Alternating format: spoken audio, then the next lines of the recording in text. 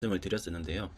오늘 민주당 이인영 대표가 공개적으로 조국이 총선에 차출될 수 있다, 이렇게 얘기를 하면서 조국 총선 출마 분위기를 띄우기 시작한 것 같습니다. 공직자가 선거에 출마하려면 선거일로부터 90일 전에 사퇴를 해야 합니다. 그래서 조국이 총선에 출마를 하게 된다면 내년 1월 초에 아무래도 그만둘 것 같은데요. 그러면 지금부터 한 4개월 정도 남았죠. 이 4개월 동안 조국은 엄청난 개혁이니 뭐니 하면서 쇼를 할 것 같습니다. 사법개혁 운운하면서 국민들을 속이겠죠. 사실 보십시오. 법무부 장관이 사법개혁을 한다는 것도 좀 웃깁니다. 조국이 사법개혁이라고 운운하는 것이 뭐 공수처 도입이나 검경수사권 조정 같은 거지 않습니까? 그런데 공수처가 도입이 되고 검경수사권이 조정이 되려면 국회에서 법안이 통과돼야 가능하거든요. 그렇다면 법 통과를 위해서 조국이 무엇을 할 수 있겠습니까? 법안 통과는 국회의원들이 협의를 통해서 본회의 투표로 결정하지 않습니까? 여기서 조국이 뭘 할 수 있습니까? 뭐 기껏해야 국회 앞에서 공수처 법안 통과시키라고 1인 시위를 하거나 아니면 페북에다가 공수처 통과시키라고 선동하는 글이나 쓰는 게 전부지 않겠습니까? 딱히 조국이 할 수 있는 게 없습니다. 그런데 조국이 무슨 사법개혁을 뭐 하겠다라고 계속 선동을 하고 있는데 여기에 국민들이 속으면 안 됩니다. 계속 조국은 뭐 사법개혁의 적임자라면서 지금 국민의 눈과 귀를 흐리고 있는 쇼를 하고 있습니다. 아무튼 조국은 총선 출마를 위해서 엄청난 쇼를 할 것 같은데요. 그런데 조국이 출마를 하면 말이 안 되죠. 조국 같은 사람은 빨리 수사를 받고 감옥에 가야 되는데 총선 출마라는 건 절대 있어서는 안 됩니다. 그렇다면 조국이 총선에 출마하지 못하도록 퇴출을 시키려면 유일한 방법이 수사를 통해서 조국을 뭐 최소한 기소 정도를 한다든지 아니면 구속을 해야 되겠죠. 그렇다면 지금 수사를 하고 있는 윤석열의 검찰이 조국을 기소를 하거나 구속을 시켜야 되는데 과연 할 수 있을까요? 저는 할 수 없다고 봅니다. 윤석열이 하고 있는 조국 관련된 수사 진행 상황을 지켜봐야 되겠지만 중간중간에 나오는 수사 진행들이 조국에게 타격이 되지 않는 그런 결과들만 내놓을 것 같습니다. 뭐 그렇다고 아무것도 없으면 또 특검 도입하라는 여론이 뭐 크게 일어날 수가 있으니까 내놓더라도 조국과 별 상관도 없는 사람들, 예를 들어서 오촌 조카 뭐 펀드 대표 뭐 이런 사람들만 구속시키면서 외형적으로는 엄청나게 열심히 수사하고 있는 척을 하겠죠. 하지만 조국에게는 타격이 가지 않는 그런 수사쇼를 하지 않을까, 저는 그렇게 생각합니다. 그래서 저는 조국을 보호하기 위해서 정경심 정도는 구속시키는 쇼를 할 것이라고 봤는데요. 지금 분위기로는요, 정경심을 구속시키지 않을 것 같습니다. 아무튼 이래저래 판단을 해봐도 결국 특검이 답인데요. 그런데 지금 특검 도입에 대해서도 사실상 동력이 죽은 상황이죠. 아무튼 지금까지 상황을 종합하면 저는 윤석열에 당했다고 봅니다. 윤석열이 압수수색 쇼를 하지 않고 또 정경심을 기소하는 쇼를 하지 않았다면 지금 특검 도입하라는 여론이 크게 일어났을 텐데, 일단 윤석열이 쇼를 워낙 크게 해가지고 일반 국민들도 일단 윤석열의 수사를 지켜보자, 이런 분위기가 큰 것 같습니다.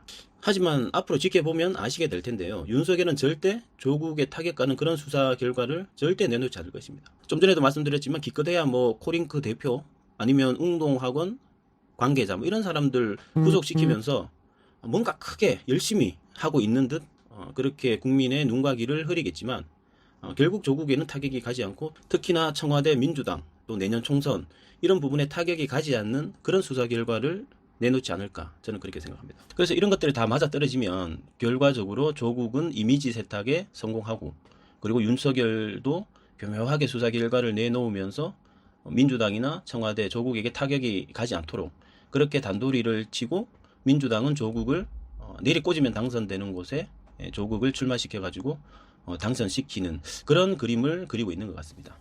그래서 지켜봐야 알겠지만 총선 끝나고 별 내용도 없는 수사 결과를 내놓으면 완전히 윤석열에 당했다는 걸 아시게 될 겁니다. 근데 야당이 총선에서 승리하면 좀 달라질 수 있겠습니다. 한 가지 웃긴 부분이 어떤 게 있냐 하면요, 임명되기 전에는 민주당에서 윤석열 검찰에 대해서 엄청나게 비난했었죠. 뭐 피의 사실 공표를 한다는 등 윤석열이 정치를 하고 있다는 등 엄청나게 비판을 했는데, 임명되고 나서 지금 민주당 태도를 보십시오. 윤석열 수사를 지켜보자 뭐 이렇게 계속 얘기를 하고 있습니다. 특검을 안 받겠다는 것이죠. 그렇기 때문에 무조건 특검이 답입니다. 정경심이 어떻게 될지 거기에 대해서 한번 감정을 해보도록 하겠습니다. 네, 반갑습니다 다들. 우선 조국, 이 부인 자리는 좀 갇히고요. 이렇게 우리가 숙성을 시킨다 그러잖아요. 어떤 독에다가 넣어놓고, 그런 기운입니다. 그리고 뭐 사지, 절지, 뭐 이런 12운성상의 기운이 상당히 좀 안 좋게 들어와 있고요. 또 다음 달 같은 경우도 충관계로 인해서 상당히 좀 시끄러울 것 같다. 이렇게 말씀을 드릴 수 있을 것 같습니다. 그리고 조국 역시도 사주 격이 편제격이라, 물론 뭐 편제격이라 다 똑같은 건 아닙니다. 오해 안 하셨으면 좋겠고요. 예, 편제격이 어떤 이런 상관의 기운이 있으면서 연한, 여자로 인해서 상당히 곤란함과 힘듦, 어려움, 또 여자로 인해서 상당히 재앙을 받을 수 있는 그런 사주상의 기운입니다. 그게 뭐 조국이 살아가는 거와 사주상의 기운과 일맥상통하다는 걸 알 수가 있고요. 네, 구속. 예, 저도 뭐 구속이 개인적으로 네, 저 정도의 잘못을 하고 저 정도의 정말 국민들께 많은 분통을 일으키게 했으면 구속돼야 되는 게 맞죠. 네, 또 방어 논리를 어떻게 펴서 나올지, 네, 또 상대편 변호사들이 하는 일이 그거니까 뭐 지들이 알아서 다 잘하겠죠. 하지만 개인적으로는 구속돼야 되는 것이 맞다. 저는 그렇게 보고 있고요. 네, 뭐 혐의만 11가지. 뭐 밥 먹고 식사하시는 분들이 수사만 하신 분들이 네, 뭐 이런 거를 네, 정말 뭐 오판을 하셨다, 잘못 수사를 했다, 먼지털이식 수사를 했다, 저는 그렇게 보지 않고 있고요. 네. 그리고 또 구속영장을 치셨을 때는 또 그만큼의 이유가 있으실 거라는 생각을 하고요. 그리고 조국 운기로 봤을 때, 상당히 좀 구속될 가능성이 상당히 높습니다. 예. 정경심은. 그리고 또 지금 상황으로 봤을 때는, 사실은 뭐 구속이 된다라고 이렇게 말씀하시는 분들이 더 많고요. 네. 그게 뭐 상식 선에서 우리가 경험치 선에서 다 말씀들을 해주시는 거고요. 또 조국 운기 자체가 또 안 좋게 힘들게 흘러가니, 뭐 그거는 어쩔 수 없는 것이다 그렇게 볼 수 있을 거고요. 그래서 제가 오늘 좀 상담 와중에 그래도 방송을 하는 것이 맞다 싶어 갖고 제가 이렇게 방송을 하게 됐고요. 조국 네 요새 뭐 매일 산에 다닌다고 하는데 학교에도 출근을 안 하고 네 제 사주상의 기운에 제가 조국 뭐 자살할 수 있는 그런 기운도 있다. 네 제가 이렇게 사주상의 기운이 그렇다라고 이제 감정을 해놓은 것이 있는데 정말 그러려고 하는 것인지, 네, 그거는 사실 그렇습니다. 예, 또 어떤 분들 말씀은, 그렇게 되면 상당히 또 어떤 프레임이 좀 많이 들어올 것이다. 그로 인해서, 그전에도 겪어보지 않았냐, 뭐 이렇게 말씀하시는 분들도 있더라고요. 그래서 정말 저는 조국의 온기를 오늘 또 한번 살펴봤고요. 그런 식으로 가야 조국한테도 그 칼끝이 겨눠질 수 있다. 뭐 4가지의 칼끝, 이래갖고 나보던데요. 네, 참, 여러 가지로 참, 네, 정말 한 번도 경험해보지 못한 나라에 살고 있는 것 같아서요. 네, 정말 참 안타깝습니다. 예, 반칙, 네, 공정하지 못한, 네, 정말 황당한, 네, 정말 누구도 경험해보지 못한, 네, 그런 세상.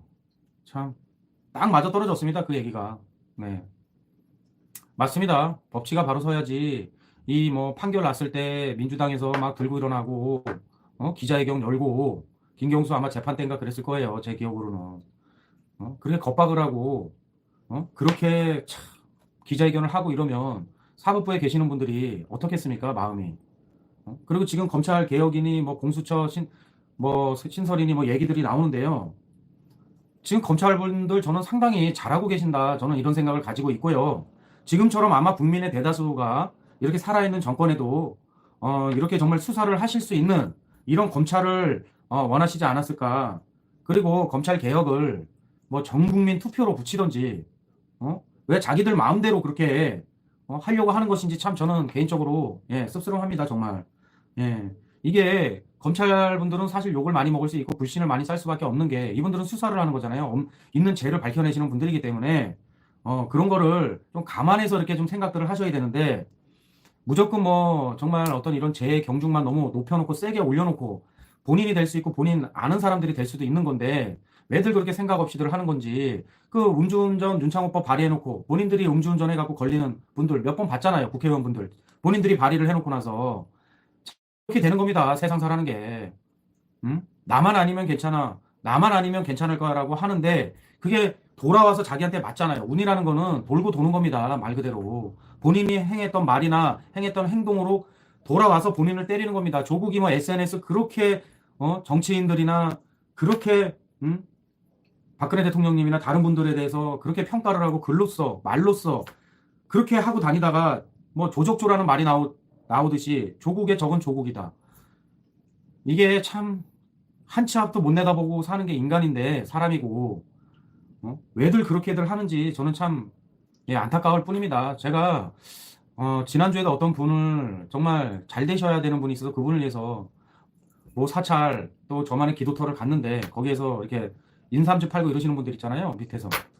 그분이 바둑을 보시더라고요. 그래서 바둑을 좋아하시나 봐요. 그랬더니 요새같이 시끄럽고 어지러운 세상에 이 바둑이라도 안 보면 숨통이 막힐 것 같다고 그렇게 말씀을 하시더라고요. 그 사장님께서.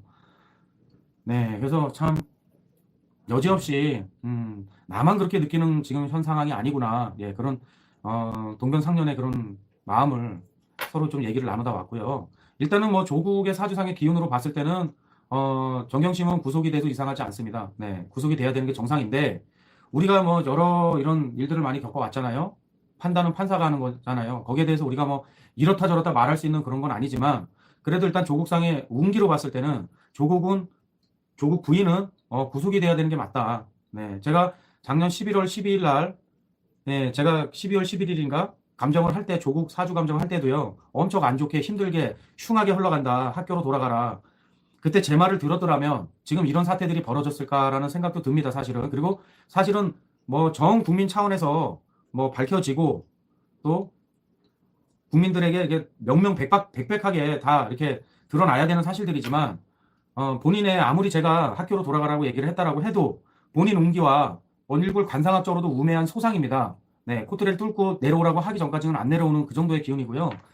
그리고 요새 뭐 산에 자꾸 다니는 거 보면 뭐 누구 말 맞다나 뭐 어떤 분은 뭐 측은지심 어떤 패널 분은 나와서 얘기는 하시는데 뭐 어떤 새로운 각오를 다지기 위해서 그러신 건지 뭐 조국 사주상의 기운으로 봤을 때 예, 상당히 지금 뭐 흉하고 안 좋은 기운이 있기 때문에 어떤 뭐 극단적인 생각을 하려고 하는 그런 기운도 있다. 제가 이렇게 방송을 해놨지만 예, 제발 쪼다스럽게 좀스럽게 그런 짓은 안 해줬으면 좋겠고요.